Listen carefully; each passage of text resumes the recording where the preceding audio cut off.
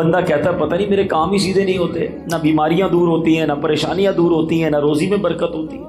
تم نے روزی دینے والے کو ہی ناراض کیا ہوا ہے، شفا دینے والے ہی تم سے ناراض ہے، جس نے عطائیں کرنی ہیں اسی کو تم نے ناراض کر دیا ہے۔ ارے اس کی رضا والے کام تو کرو، پھر دیکھو وہ کیسے رحمت کے دروازے کھولتا ہے۔ کتنے ہی گناہ کیوں نہ ہو جائیں، کتنی خطائیں کیوں نہ ہو جائیں، اس کی بارگاہ میں اگر گڑ گڑایا جائے تو وہ خاص کرم فرماتا ہے، وہ آتے عذاب ڈال دیتا ہے، وہ رحمت کی برکھا برساتا ہے۔ مگر پرابلم یہ ہے کہ آج ہم اللہ کی بارگاہ میں سر نہیں جھکاتے، اس سے سچی توبہ نہیں کرتے، اس سے دوستی نہیں کرتے۔ گناہ ہو گئے نا، مگر وہ کریم ہے، وہ رحیم ہے، اس سے مانگ لے معافی، مگر سچی معافی مانگے۔ یہ توبہ نہیں ہے کہ یا اللہ میری توبہ، یا اللہ میری توبہ، اور پھر دوسرے گناہوں کے پلان باقی ہیں۔ نہیں، سچی توبہ کہ اب نہیں کروں گا۔ جتنے گناہ ہیں وہ کریم کرم فرمائے تو ایک باری میں معاف فرما دیتا ہے۔ کتنی خطائیں ہیں مگر وہ رب پھر بھی روزی دے رہا ہے، پھر بھی کھانا دے رہا ہے، پھر بھی سانسیں دے رہا ہے، پھر بھی ہم آنکھیں حرام دیکھتی ہیں مگر وہ اندھا نہیں کر رہا، ہمارے ہاتھ غلط کام کرتے ہیں مگر وہ ہاتھ واپس نہیں لے رہا، پیر گناہوں کی طرف جا رہے ہیں مگر وہ لنگڑا نہیں کر رہا۔ لیکن اس کا مطلب یہ نہیں کہ ہمیں جواب نہیں دینا۔ قرآن ہی میں رب نے فرمایا یومئذ تحدث اخبارہا، ایک دن آئے گا کہ زمین اپنی خبریں دے گی۔ اور ایک اور جگہ قرآن کیا فرماتا ہے، ثم لتسألن یومئذ عن النعیم، ایک دن آنا ہے جس دن تم سے ایک ایک نعمت کے بارے میں سوال ہوگا، کیسے جواب دیں گے؟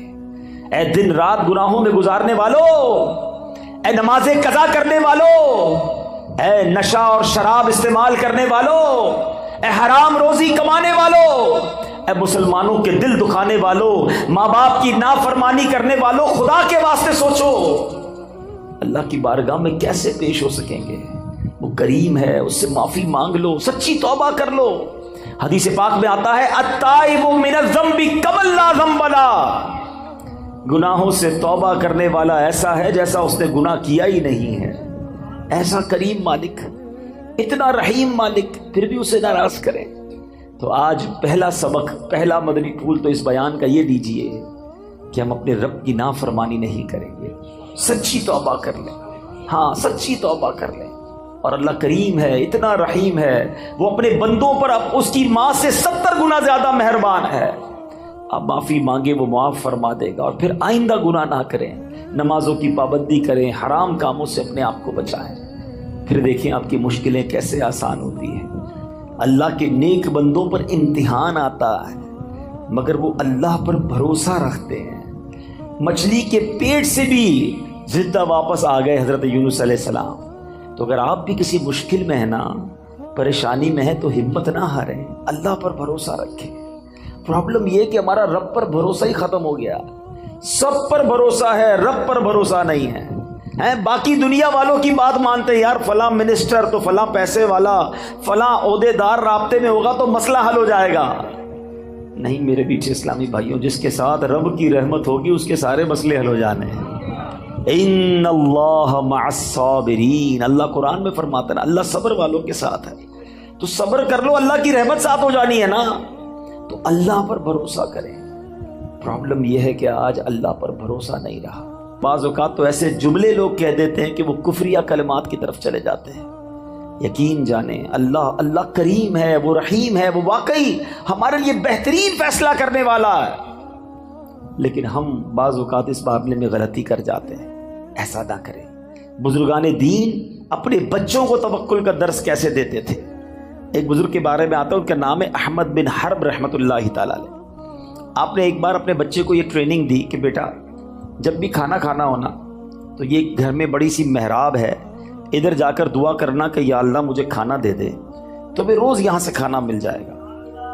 اور اپنی زوجہ سے کہا کہ ایسا کرو کہ روزانہ بچہ جب دعا کرے تو محراب میں پیچھے سے کھانا رکھ دینا، تاکہ بچے کی بچپن سے ٹریننگ ہو کہ اللہ سے مانگنا ہے، اللہ پر بھروسہ رکھنا ہے، روزی دینے والے جو ہے وہ رب ہے۔ ایسے ہی ہونے لگا، وہ بچہ دعا کرتا، ان کی زوجہ کھانا رکھ دیتی، وہ بچہ کھانا کھا لیتا۔ ایک دن کیا ہوا کہ ان کی زوجہ کہیں کام میں مصروف ہو گئی اور لیٹ ہو گئی، کھانے کا وقت ہو گیا، دوڑتی بھی گئی، دیکھا بچہ اس محراب کے پاس بیٹھا اور کھانا کھا رہا ہے۔ کہ بیٹے کھانا کہاں سے آیا ہے؟ کہ جہاں سے روز آتا ہے، اللہ روز دیتا ہے، آج بھی اللہ نے دیا ہے۔ اب وہ واپس آئیں اپنے شوہر کے پاس کہ حضور یہ تو کمال ہو گیا، میں نے تو کھانا نہیں رکھا۔ حضرت احمد بن حرب رحمۃ اللہ تعالیٰ فرماتے مجھے اسی دن کا انتظار تھا، اب تمہیں کھانا نہیں دینا، اب اللہ کی رحمت سے اسے خود ہی ملتا چلا جائے گا۔ یہ وہ لیول آف توکل ہے جو ہمارے بزرگوں میں ہوا کرتا تھا۔ حضرت ابراہیم علیہ السلام کو جب آگ میں ڈالا جا رہا تھا، یہ بھی قرآنی واقعہ، قرآن پڑھے تو پتہ چلے نا، حضرت ابراہیم کو جب آگ میں ڈالا جا رہا تھا، حالانکہ معلوم ہے کہ اتنی بڑی آگ ہے جو کبھی جلائی نہیں گئی ہے، آسمان تک شعلے ہیں، جبریل امین آتے ہیں، کہتے حضور آپ حکم کریں، ابھی میں بارش کا فرشتے کو کہتا ہوں پانی برسائے گا، آگ بجھ جانی ہے۔ فرمایا نہیں، میرا رب دیکھ رہا ہے، اگر وہ چاہے گا تو بچا لے گا، اور اس کی اگر رضا اس میں ہے کہ میں آگ میں چلا جاؤں تو میں راضی ہوں۔ ہاں وہ پنجابی شاعر کہتے ہیں نا، جے سونا میرے دکھ وچ راضی، میں سکھ نوں چلے پاواں۔ یہ لیول آف توکل تھا نا۔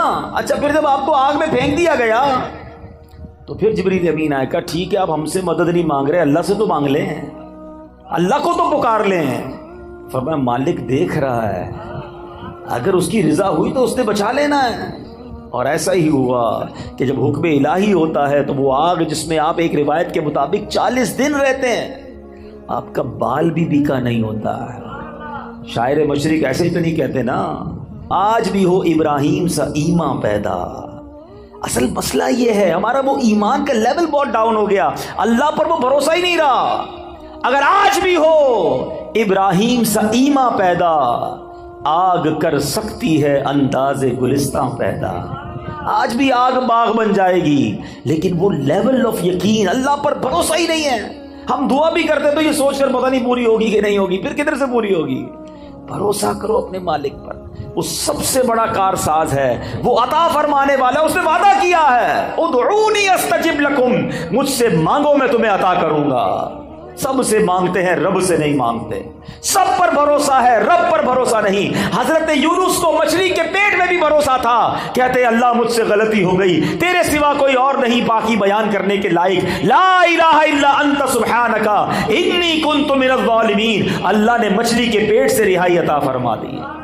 تم تھوڑی مشکل میں شکوے کرتے ہو، تھوڑی پریشانی میں شکوہ شکایت کرنے لگ جاتے ہیں۔ نہیں میرے بیچ سے اسلامی بھائی، اور ایک یہ حضرت ابراہیم کے واقعے سے ایک اور بات بھی سیکھنے کو ملتی ہے، ہر بات جو ہے نا وہ دماغ سے نہیں فیصلہ کیا جاتا۔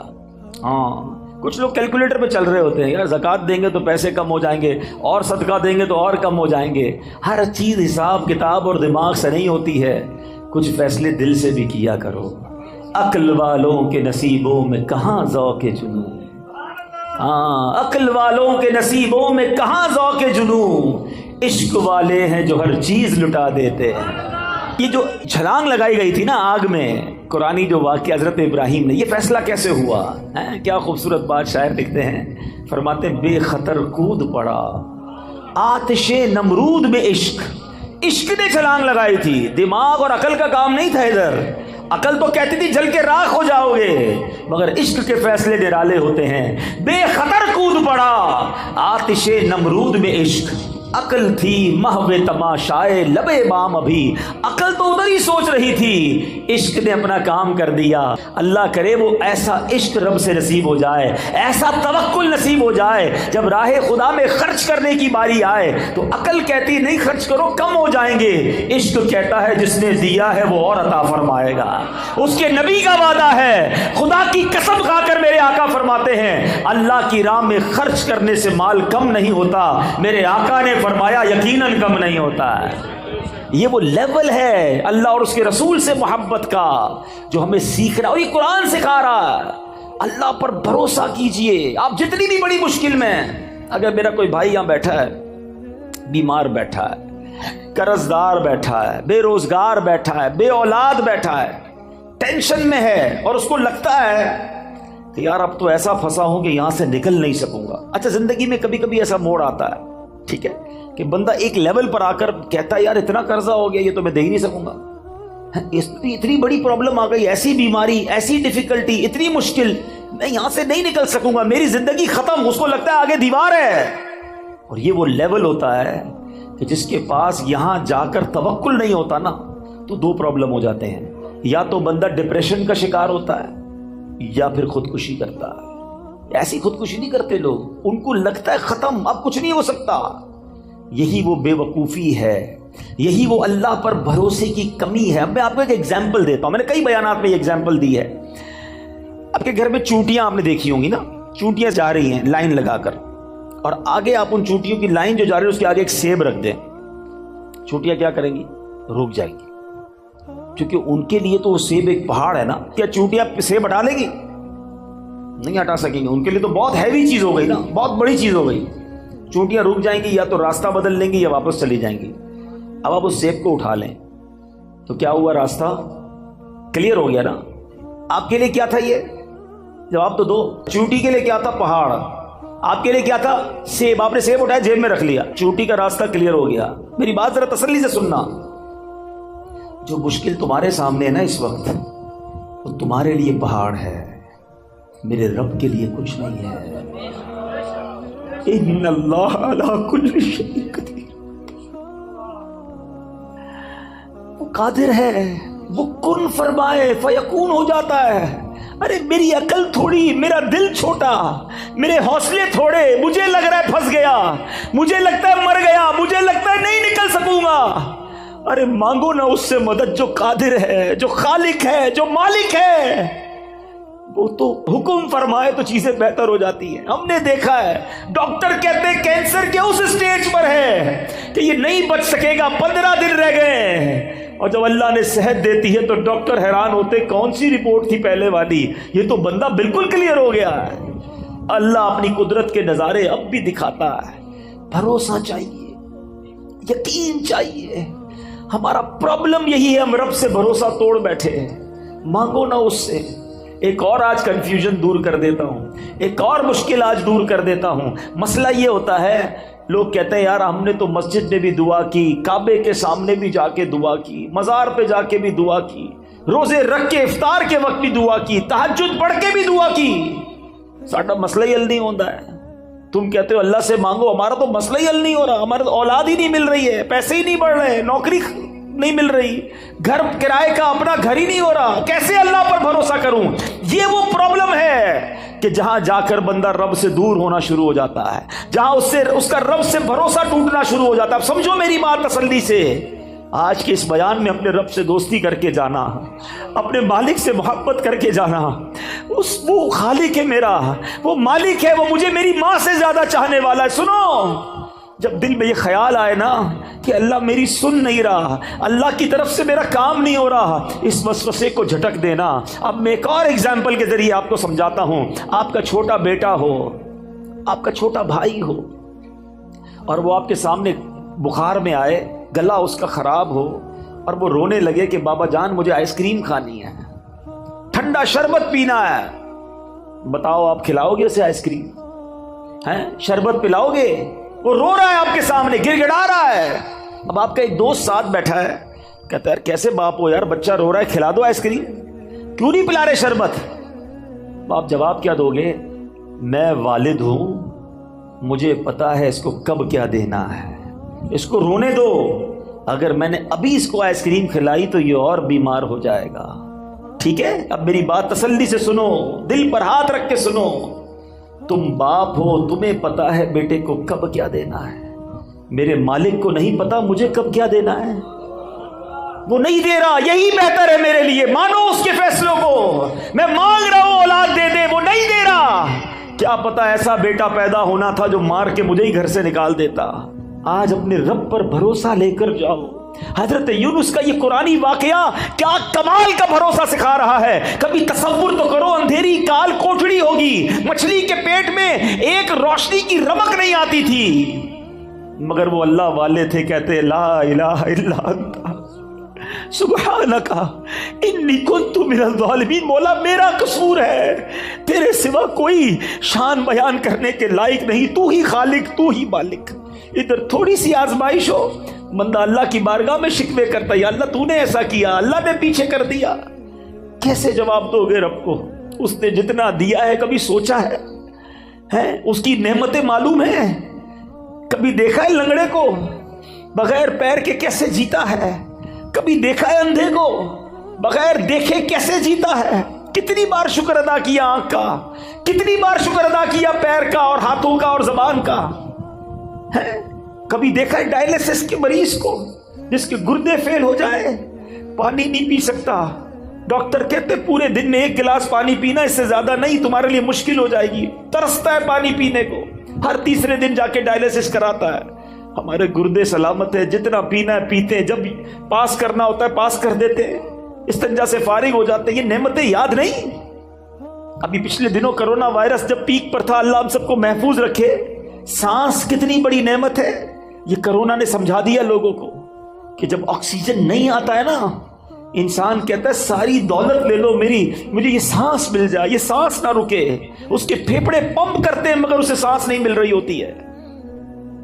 اس وقت کتنی دیر سے بیٹھے ہو اس ہال میں، کتنی سانسیں لینی، لے بھی لیں اور نکال بھی لیں، پتہ بھی نہیں چلا۔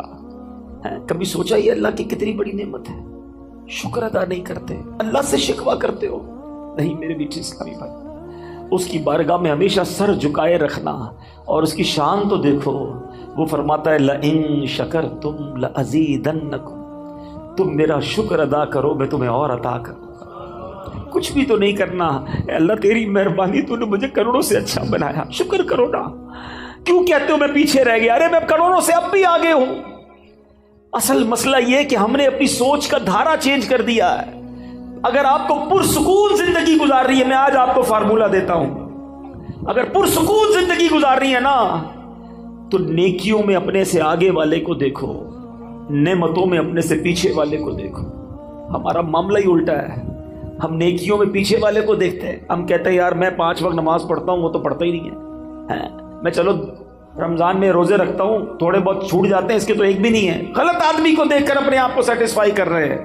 اگر تم 5 وقت نماز پڑھتے ہو تو تہجد گزار کو دیکھو نا، کہ یار وہ تہجد پڑھتا ہے میں نہیں پڑھتا، وہ قرآن پڑھتا ہے میں نہیں پڑھتا، وہ تو ماشاءاللہ کاروبار کے ساتھ ساتھ دین کا کام بھی کر رہا ہے، میں نہیں کر رہا، میں کب کروں گا؟ اسے دیکھو نا جو تم سے نیکیوں میں آگے بڑھ گیا۔ مدنی قافلے میں جانے والے کو دیکھ کر کیوں خیال نہیں آتا کہ یہ راہ خدا میں 12 ماہ اور 30 دن کا سفر کر رہا ہے، میں سفر نہیں کر رہا؟ تمہیں یورپ جانے والا دیکھ کر پھر سونا شروع ہو جاتی ہے۔ کیوں؟ نیکیوں میں اپنے آگے والوں کو دیکھے، اور نعمتوں میں اپنے سے نیچے والے کو دیکھو۔ اگر تم غریب ہو، کرائے کے گھر میں رہتے ہو، تو سوچو بہت سارے لوگ جو جھونپڑیوں میں رہتے ہیں، روڈوں پہ سوتے ہیں، جیلوں میں پڑے ہوئے ہیں۔ اللہ نے مجھے الحمدللہ اپنا گھر تو دیا، چھت تو دی ہے نا۔ کبھی پسند کا کھانا نہیں ملتا تو کہتے ہو پیچھے رہ گیا۔ کئی لوگ ایسے ہیں جو 2 دن تک کھانا نہیں کھا سکتے، مانگ کر کھاتے ہیں۔ اللہ نے ایسا تو نہیں بنایا نا۔ کروڑوں سے اچھے ہیں ہم اس وقت بھی، کروڑوں سے اچھے۔ اپنی اوقات پتہ کرنی ہو نا تو پیر محل میں بھی کوئی ہاسپٹل ہوگا، کوئی بڑا ہاسپٹل ہو نا، اس کے ایمرجنسی وارڈ میں چلے جایا کرو اور وہاں دیکھا کرو لوگ کیسی کیسی بیماریوں میں آ رہے ہیں۔ پھر تمہیں احساس ہوگا کہ صحت کتنی بڑی چیز ہے۔ ہر حال میں اللہ کا شکر ادا کریں۔ یہ قرآنی وعدہ یاد کر لو۔ میں دوبارہ کہتا ہوں قرآن پڑھیں، خدا کی قسم وہ خزانہ ہے قرآن، پڑھیں تو سیکھنے کو ملے گا نا۔ ہمیں شاید دنیا کی بہت ساری معلومات ہے، لیکن مسلمان ہونے کے باوجود قرآن کے بارے میں معلومات نہیں ہوتی۔ نہ قرآن پورا تجوید سے پڑھا ہوتا ہے، نہ ترجمہ پڑھا ہوتا ہے، نہ تفسیر پڑھی ہوتی ہے۔ مجھے ایک بات بتائیں، پہلے صبح اٹھتے تھے نا لوگ، اللہ رسول کا نام لیتے تھے، اچھا پہلے پھر اس کے بعد اخبار پڑھتے تھے، اب اٹھتے ہی فون اٹھاتے ہیں پہلا کام، اور یہ دیکھتے ہیں کس کس کا میسج آیا ہے۔ جب تک ہمارے واٹس ایپ میسیجز، ہمارے جو بھی ہمیں پیغامات آئے، ہم سنتے نہیں، ہمیں چین نہیں آتا، کوئی اہم بات رہ نہ جائے۔ مجھے ایک بات بتاؤ، تمہارے دوست کا، تمہارے کاروباری ساتھی کا پیغام مس نہ ہو جائے، اس بات کا خیال ہے؟ اتنی عمر ہو گئی، اللہ کا پیغام قرآن تمہارے پاس آیا ہوا ہے، وہ پڑھ لیا، جان لیا رب نے کیا فرمایا ہے، اللہ نے ہمارے لیے کیا پیغام دیا ہے؟ کبھی سوچا آپ نے؟ قرآن تو ویسے ہی اللہ کا پیغام ہے، مگر خاص طور پر 89 آیتیں وہ ہیں جس میں اللہ نے براہ راست ڈائریکٹلی مجھ سے اور آپ سے بات کی ہے، اور کیا فرمایا؟ یا ایھا الذین آمنو، اے ایمان والو، اے ایمان والو۔ ہم ایمان والے ہیں نا، ہم سے بات ہوئی ہے، کیا ہم نے وہ 90 کے قریب آیتیں پڑھ لی؟ اللہ نے کیا فرمایا؟ مجھ سے کیا بات کی ہے؟ میری فیملی کا، میرے دوستوں کا، میرے بزنس کولیگز کا پیغام ڈسٹرب نہ ہو، اس کا خیال ہے۔ اللہ نے قرآن میں ہمیں پیغام دیا ہوا ہے, ہمارے پاس ٹائم ہی نہیں ہے. مرنے کے بعد کیا ہم یہ جواب دے سکیں گے کہ یا اللہ ٹائم نہیں تھا اس لیے قرآن نہیں پڑھ سکا؟ خدا را قرآن سے دور نہ رہیں, پڑھیں قرآن کو, اتنا کچھ موجود ہے. اور حدیث پاک کا مضمون ہے وہ دل ویران ہے جس میں کچھ قرآن نہیں ہے. سوچو کہ ہمارے دل میں کتنا قرآن ہے, ہم کتنا قرآن پڑھتے ہیں. اب میں قرآن کا واقعہ سناتا ہوں. ایک مقصد یہ ہے کہ قرآن سے محبت بڑھے, قرآن پڑھنے کا ذہن بنے. قرآن سے دور رہ کر زندگی اچھی نہیں ہے. یہ قرآن, وہ دیکھیں نا ہمارے موبائل میں بہت سارے سافٹ ویئرز ہوتے ہیں اور روز کئی بار کھولتے ہیں, مگر جس دن میں اور آپ قبر میں جائیں گے نا ہمارے سارے سافٹ ویئر آف لائن ہو جائیں گے. بلکہ کچھ دوست کہیں گے یار کئی دن ہو گئے آن لائن نہیں ہوا, اور بعد میں پتہ چلے گا یہ بندہ تو خود ہی آف لائن ہو گیا ہے, خود ہی دنیا سے چلا گیا ہے. اس کا مطلب یہ ہوا کہ قبر میں جا کر سارے سافٹ ویئر آف لائن ہو جائیں گے, مگر جس نے قرآن کو تھاما ہوگا یہ قبر میں بھی آن لائن رہے گا, یہ قبر میں بھی تمہارے ساتھ جائے گا, قبر کا نور بنے گا. تو کیوں نہ روز کچھ نہ کچھ قرآن پڑھا جائے.